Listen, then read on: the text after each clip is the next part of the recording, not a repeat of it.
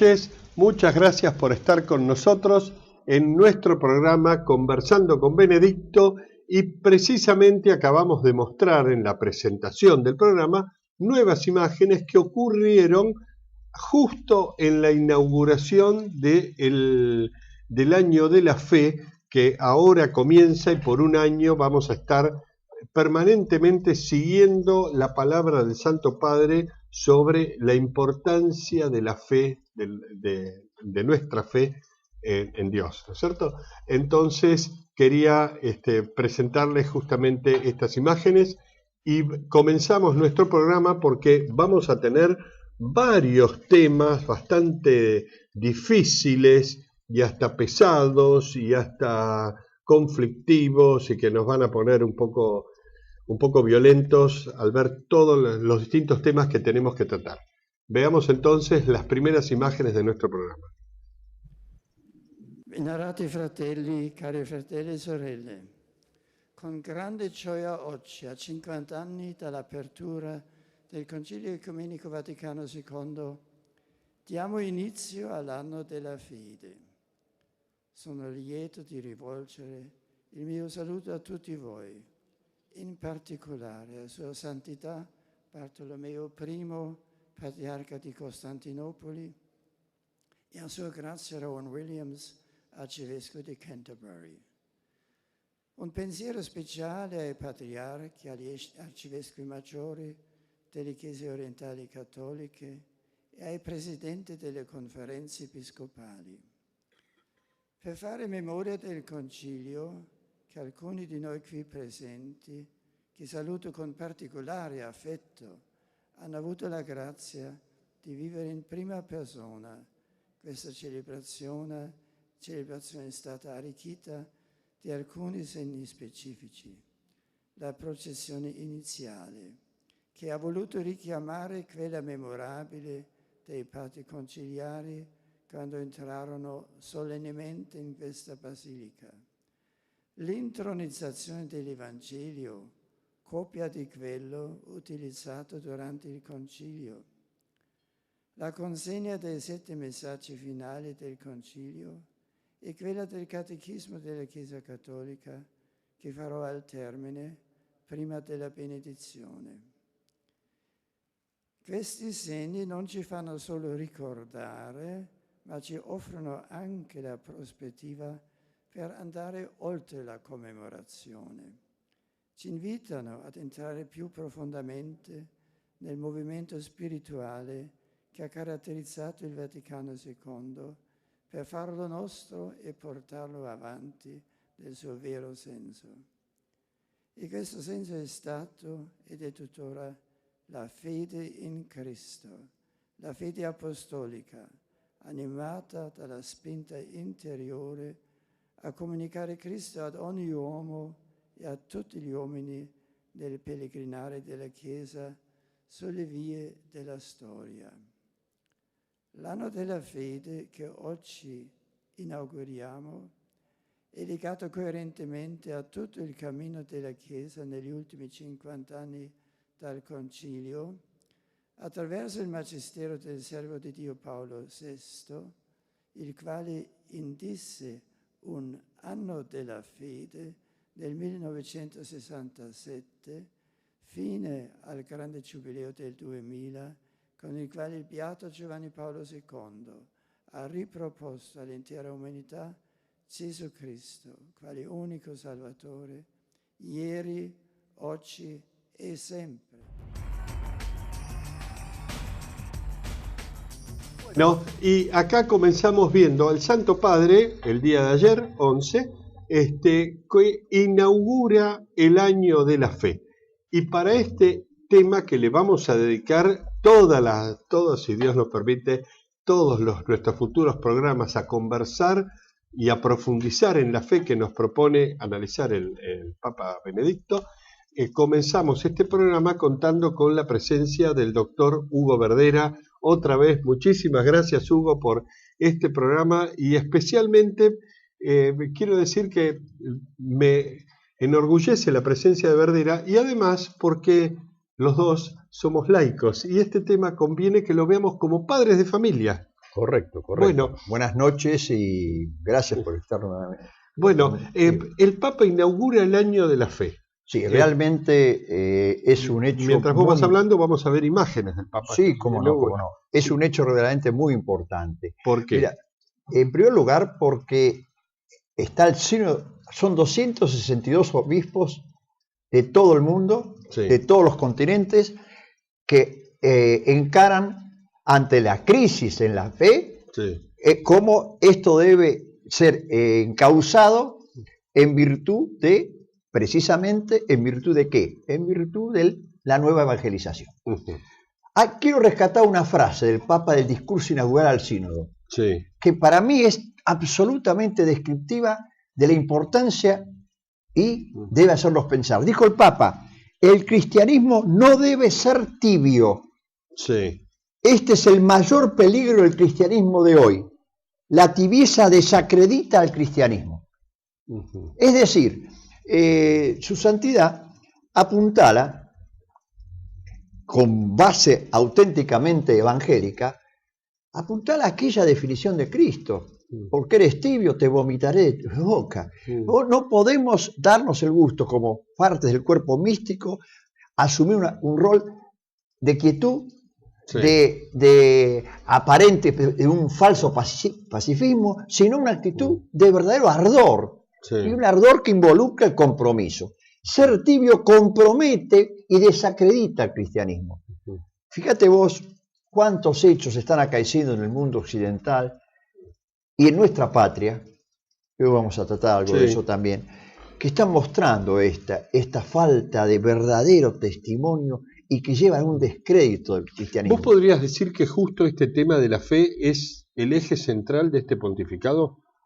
Yo creo que es clave. Sí. Vos fijate que viene escalonando los distintos años que va determinando en su magisterio, viene escalonando desde el autoridad del magisterio de San Pablo, sí, escalonando el rol del sacerdote, la figura sacerdotal, escalonando ahora el año de la fe. Es decir, todos aspectos que han estado claramente atacados y en crisis en el interior mismo de la Iglesia. Bien, acá el Papa lo estamos viendo justamente en el día de ayer, en el cual convoca al año de la fe y incluso recuerda el contexto histórico del Concilio Vaticano II. Sí.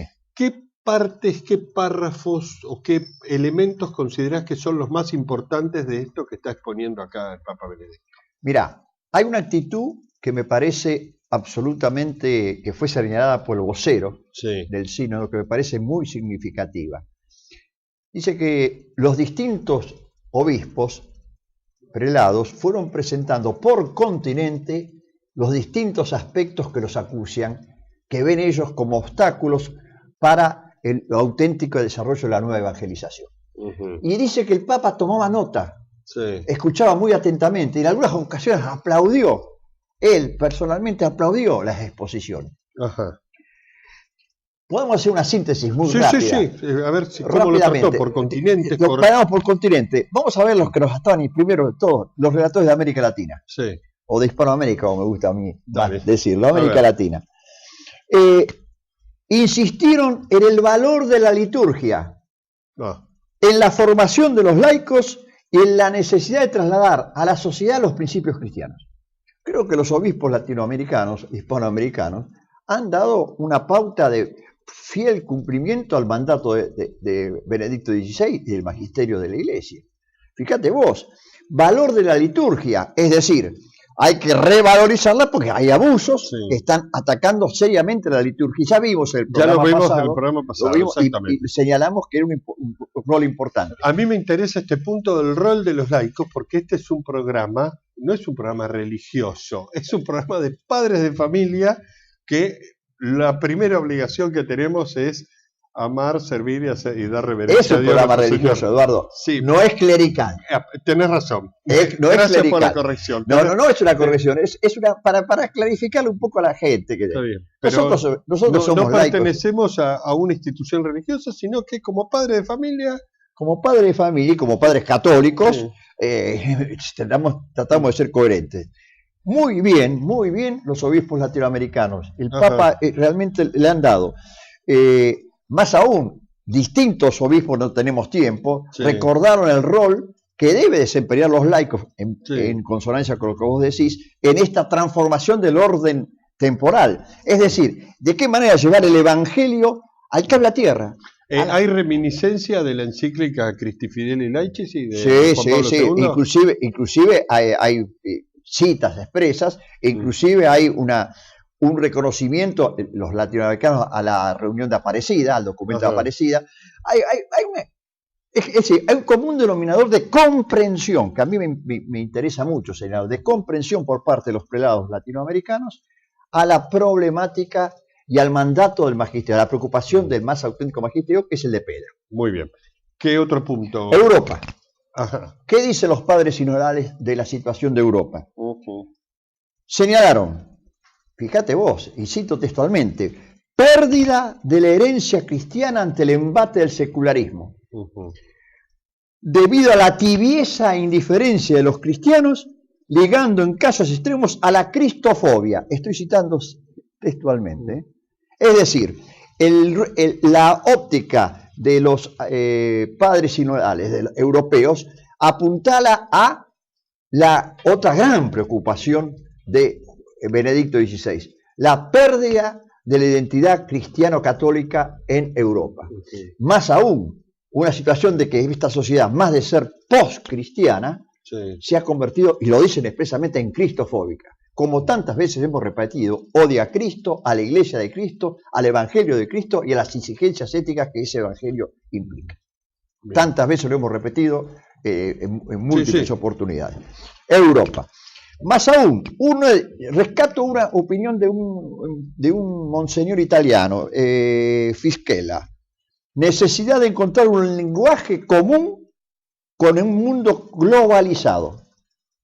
Acá hay que entender bien lo que quiere decir. No significa introducirse en la problemática del nuevo orden mundial aceptándolo en sus disvalores, sino significa cómo llevar el Evangelio en una actualización continua y perpetua hacia las circunstancias que estamos actualmente viviendo.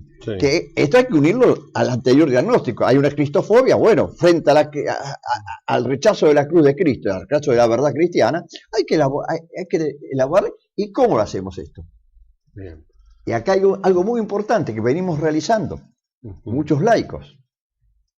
La denuncia del nuevo orden, la denuncia de la antropología que sustenta a este nuevo orden mundial. Y lo venimos señalando que es radicalmente antiderecho natural, anti-ley natural, y es naturalmente anticristiana, por esa misma razón. Fenómeno que también estamos viendo en la Argentina. Sí, en la Argentina, que ya vamos a ver, ¿no es cierto? Europa. Otro aspecto. Señala un obispo, hay una autocrítica maravillosa, nos hemos contentado con una especie de pastoral de mantenimiento. De mantenimiento, fíjate a vos qué adecuado el italiano, ¿no? Pastoral de mantenimiento. Pastoral de mantenimiento significa más o menos decir que una pastoral cuasi de claudicación. Porque si me pongo al diálogo, mantengo lo formal. Claro, cuidamos la forma de que somos cristianos, vamos a misa, vamos al diálogo, no entremos en la violencia, etcétera, etcétera. Bueno, todo esto es importante. Es importante porque esta es la apertura del sínodo. O sea que los resultados, confío en el Espíritu Santo, obviamente, ¿no? Pero yo me ha alentado muchísimo esta apertura. Bien. Me ha alentado muchísimo. Otro aspecto. Los estadounidenses, ¿dónde pusieron hincapié? En la corrupción, la pérdida del sentido del pecado. Dicen, el sacramento de la penitencia debe ser fundamental para la nueva evangelización. Es decir, esta corrupción de la inteligencia, esta pérdida del sentido del pecado, que ya Pío XII había denunciado a los obispos de Boston, allá lejos, y hace tiempo, que lo reiteró Juan Pablo II, esta corrupción de la inteligencia, esta pérdida del sentido del pecado, unido al sacramento de la penitencia, o sea, la desvirtuación de la confesión, del auténtico sentido de la confesión, del auténtico arrepentimiento, es decir, un hombre que no quiere admitir la culpa, y eso dentro del propio cuerpo místico. Esto es muy importante. Adelante. Otro aspecto sí. que en varios han declarado, las devociones. Han puesto hincapié, sobre todo ante esta sociedad secularizada, hay que llevar un proceso de devoción. Es decir, nueva presencia de la devoción en las calles, nueva presencia de devoción en todo medio, nueva presencia de la devoción, revalorización de la figura de los santos. Esto es muy importante. O sea, eso está unido con lo que comentábamos en la reunión anterior sobre la importancia de la liturgia. Claro, y totalmente unido. Fíjate que o sea, no una devoción particular de una persona que se encierra a rezar, sino la devoción del pueblo. La devoción del pueblo, eso que se ha dado en llamar religiosidad popular, sí, que ha sido también desvirtuado, sí, bastante desvirtuado. No, hay que darle un valor de devoción, es decir, de adoración, de reconocimiento y del riquísimo material que tenemos, la herencia que tenemos, riquísima, que tenemos el de espiritualidad cristiana. Bueno, ¿qué dice ahora el Papa de Asia, de África? Bueno, ahí viene, ahí viene. En Asia y en África preocupa algo que es una realidad. Hay que revalorizar la teoría del el principio del martirio. Ellos están siendo asesinados por ser cristianos. Y ellos dicen que hay una conspiración mundial para ocultar esto. Esta es la gran preocupación. ¿En dónde se da esto? En Asia y África. Ajá. Se está dando fundamentalmente los fundamentalistas islámicos, hinduistas, están masacrando. Aquí, si ustedes querés eso ver, es Medio Oriente, digamos. Sí, Asia y África están siendo Indochina, Camboya, en muchos lugares, sobre todo una impronta de formación católica seria, sobre todo aquellos lugares que fueron colonizados. O sea, la cristofobia es universal. Sí, se está generando, y donde se da oportunidad que sea sangriento, el martirio es sangriento. Bueno, otro aspecto que ha preocupado mucho, la urgente necesidad de revalorizar la formación de los sacerdotes. Insisto en un hecho, Eduardo, que tengámoslo muy presente, es la apertura del sínodo. Sí. Esto ya nos adelanta cuál va a ser. No se reunieron a hablar de... Esto es el prólogo, digamos. No se reunieron solamente a adorar y a orar, se reunieron a analizar la realidad y qué manera podemos enfrentar, cuáles son los desafíos que la nueva evangelización nos impone. Sí. Y están claros, está muy claro. No tuvieron miedo en señalar los abusos sexuales, que hay que ser duros. Un expositor dijo que hay que ser absolutamente, aplicar duramente el derecho canónico. No dijo, perdón, me rectifico, no duramente, claramente el derecho canónico. Esa fue la expresión de un europeo. Bueno, otro aspecto vinculado a la formación de los sacerdotes. Es necesario fortalecer la adhesión de los sacerdotes al auténtico magisterio de la Iglesia. Reconocimiento de la rebeldía progresista, liberacionista, que está imperando dentro de la Iglesia Católica, que está buscando imperar, que está buscando una resistencia sorda en algunos lados, en otro lado, evidente. Fíjate vos que está el ex franciscano Boff, está reunido ahora paralelamente un sínodo en Brasil. Claro está, ¿y quiénes son sacerdotes casados argentinos? Concurrieron. Qué notable esto que decís, porque yo siempre lo veo a este Papa como un gran jugador de ajedrez, que tiene, cada movimiento está muy pensado. Él hace un tiempo, cuando ya era el cardenal Ratzinger, había sacado el informe sobre la fe, sí, ahora vamos a un año sobre la fe. Hace poco le dedicó un año a los sacerdotes, ahora están pidiendo la intervención y la mejor educación de los sacerdotes y la mayor fe de los sacerdotes. Y entre medio sacó los 3 libros, allá el tercero sobre Jesucristo. O sea, la persona humana divina de Jesucristo. Sí. Porque son los aspectos que están en crisis. Sí. Y está dejando justo el punto principal, que es el origen de la fe, en la unión hipostática, lo deja ahora para este libro que está por salir ahora, que es el nacimiento. Porque no lo hizo en orden cronológico de empezar por el nacimiento, sino que empezó por el final, y ahora justo el nacimiento, que es donde más esfuerzo de fe hay que hacer, que Dios se baja y se hace hombre, lo presenta justo ahora cuando empieza el sínodo. Claro. No, realmente el magisterio... evidentemente, su santidad es un fino teólogo. Y además está asistido por el Espíritu Santo, pero es un fino teólogo. En estos temas no es posible estar en desacuerdo con el diagnóstico. Hugo, la cuestión es cómo esto se va a resolver. Hacemos un breve corte. Sí, porque te quiero dar una conclusión de esto, que me parece importante. Acá una rápida conclusión de esta primera parte que acabas de decir, porque tengo varios temas que no podemos dejar de lado. Me parece muy positivo. Primero, los padres integrantes del sínodo han coincidido en otro elemento. La globalización económica involucra necesariamente una globalización cultural. Ajá. O sea, un proyecto cristofóbico que involucra necesariamente un proyecto cultural. Y por último, recuperar el sentido del misterio y de la primacía de Dios. Pero esto, ojo, está dirigido a los obispos para su nueva evangelización. Sí. Señores obispos, recuperen el sentido del misterio y la primacía de Dios. Quiere decir que hay quien ha dejado de lado el misterio y la primacía de Dios. Por Dios, esto es muy importante. Bueno. Como síntesis final, esta apertura me parece magnífica. ¿Por qué? Veo en los obispos una gran preocupación, un análisis realista y de todo el mundo. Han hablado de los 5 continentes, de todo el mundo. Esto Vos acabás de mencionar en la primera parte del programa la importancia de la evangelización en Estados Unidos, y justamente los obispos de Estados Unidos están luchando por defender la vida, porque ahora resulta que estamos descubriendo que Obama y toda la política que maneja el presidente norteamericano estaban atentando contra la vida humana. Veamos entonces, señor director, estas imágenes de los obispos. Este evento se produce poco después de los enfrentamientos entre los obispos de Estados Unidos y el presidente Obama por sus medidas de política sanitaria.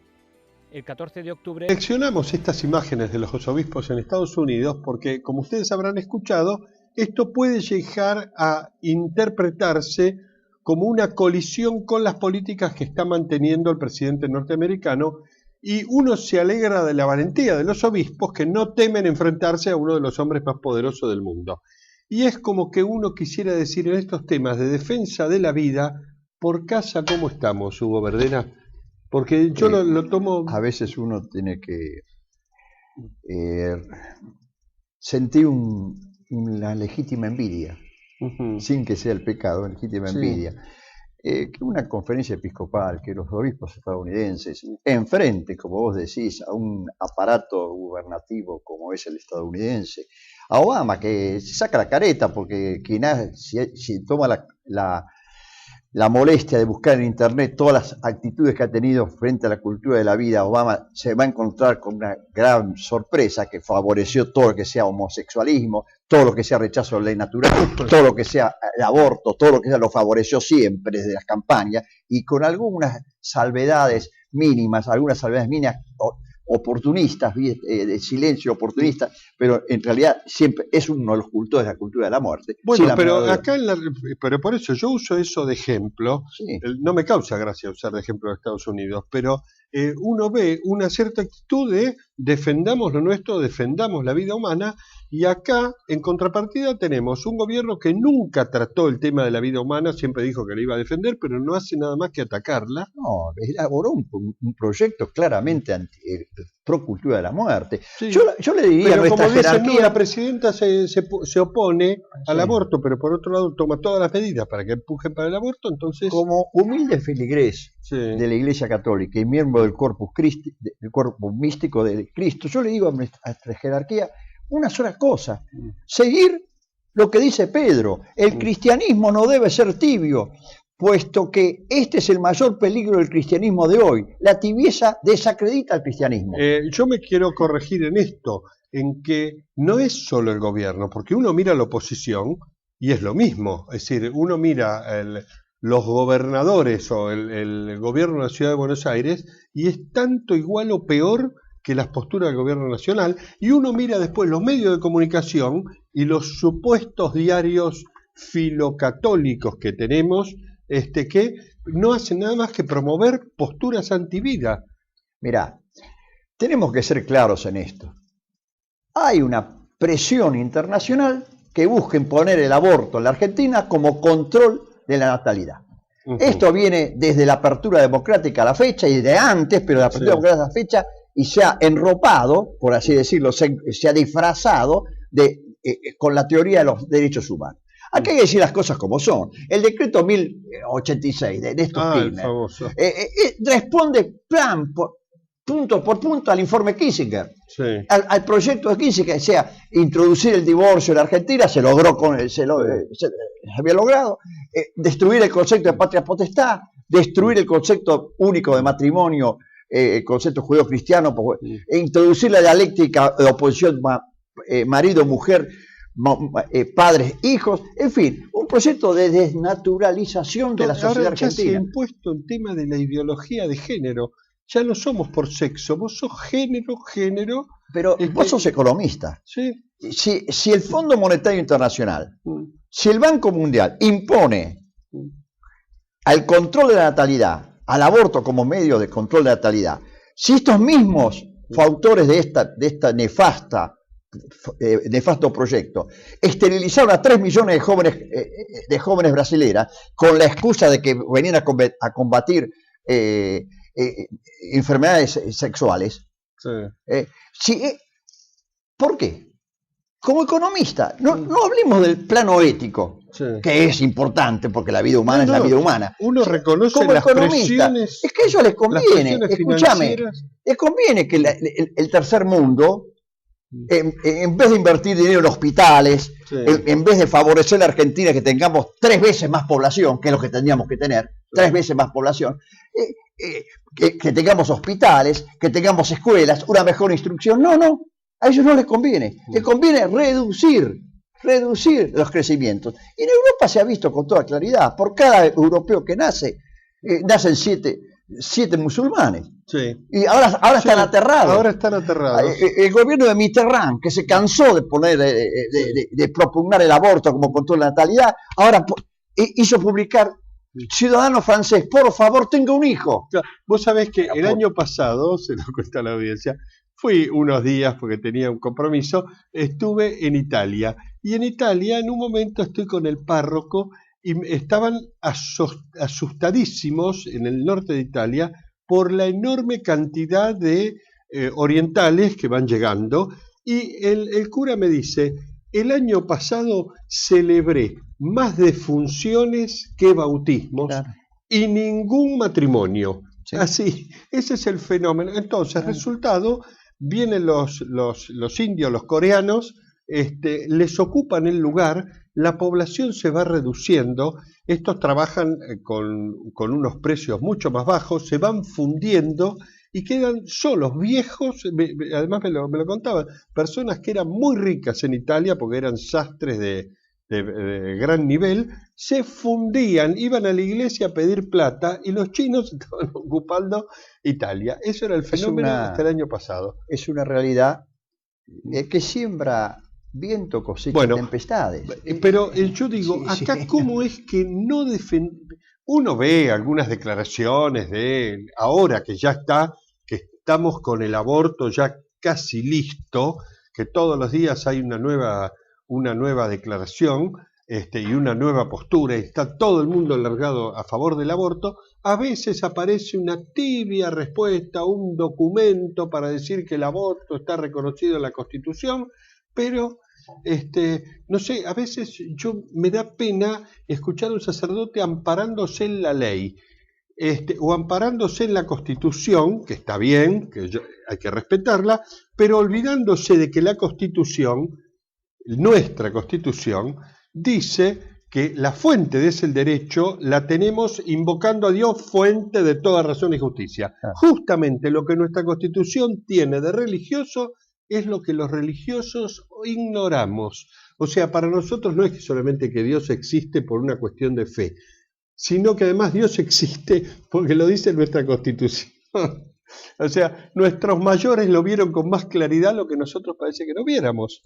No, lo que sucede es que acá hay que realizar un mea culpa, como realizan algunos obispos en el sínodo. Un mea culpa.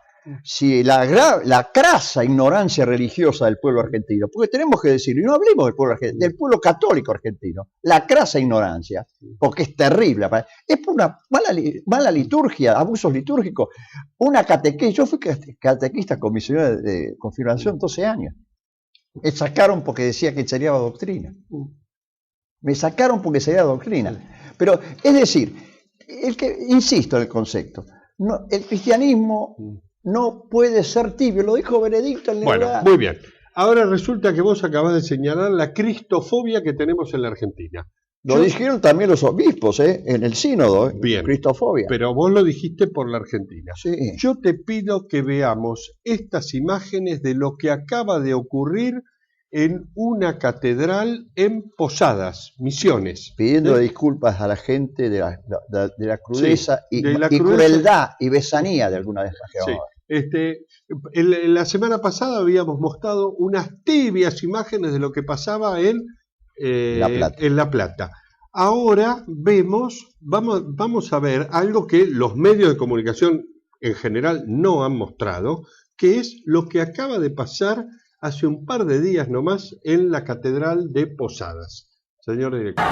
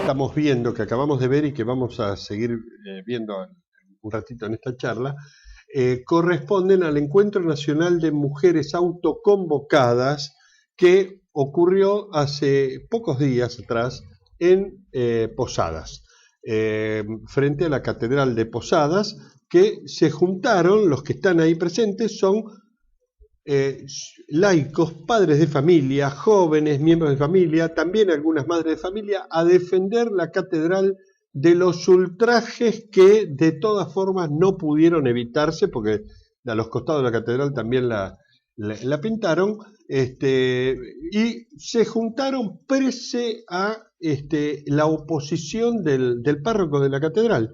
¿A vos qué impresión te da esto? Primera impresión. El celo de amor por la casa de Dios, por el templo, sí, me devora. Sí, pero acá no hay nadie con un látigo corriendo. Lo decía Jesucristo. Sí. El señor párroco de la catedral, el decano de la catedral, debía releer, asimilar y orar, sí, respecto a esto. Sí. Pero el pescado se pudre por la cabeza.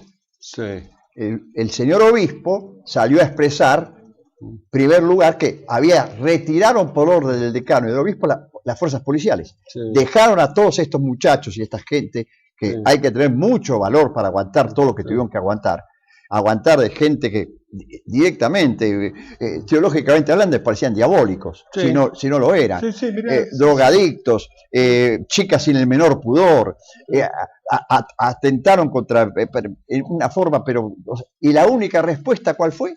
La única respuesta, el rezo del Santo Rosario. Eso significa templanza. Pero esta gente no sabe lo que es templanza. No lo conoce. Están, por así decirlo, poseídos por un odio, sí, poseídos por ideologizados. Ahora, pero y esclavos de su vicio. Yo lo que quiero, a mí esto me sorprende porque es la primera vez que veo esto. ¿Dónde estaban ocultos esta gente? Porque no es la primera vez. Bueno, la otra semana fue en La Plata, pero bueno, pero no pudieron hacerlo, pero lo han hecho todos los encuentros de mujeres, ¿eh? Ahora, una hija mía fue agredida, sí, también en Neuquén, en Rosario, en Neuquén, donde se hizo, hubo problemas siempre. Al grupo de católicas fueron atacados, inclusive le quemaron un micro en Rosario. No es la primera vez. Una de la presencia de las chicas, de las mujeres en los talleres, hay que ver lo que tienen que soportar, lo que tienen que soportar. Y los hombres, ¿para qué van? Para protegerlas. ¿Para qué van estos jóvenes, estos chicos? Si hay encuentros de mujeres. El ciudadano común sea noticia por los medios de comunicación. Estas cosas yo nunca las había visto. Al ciudadano común le venden el partido de fútbol. Claro, le venden otra cosa, pan y circo. Al ciudadano común lo que sí le venden es un cura pedófilo que apareció en una provincia. Al ciudadano común no le venden la cantidad inmensa de sacerdotes religiosas que consagradas auténticamente a la difusión del evangelio. Al ciudadano común no le venden que la principal institución que combate adecuadamente al SIDA en todo el mundo es la Iglesia Católica. Al ciudadano común no le venden que la única realidad es la vuelta a la virtud. Al ciudadano común le venden que hay que usar preservativos. Al ciudadano común al obelisco se le pone un gran preservativo, y el ministro de Salud Pública, que debe saber que el preservativo no evita el SIDA, no lo evita el SIDA. Entonces todo esto no es casualidad. Acá hay una relación de causalidad. ¿Quién está manejando esto?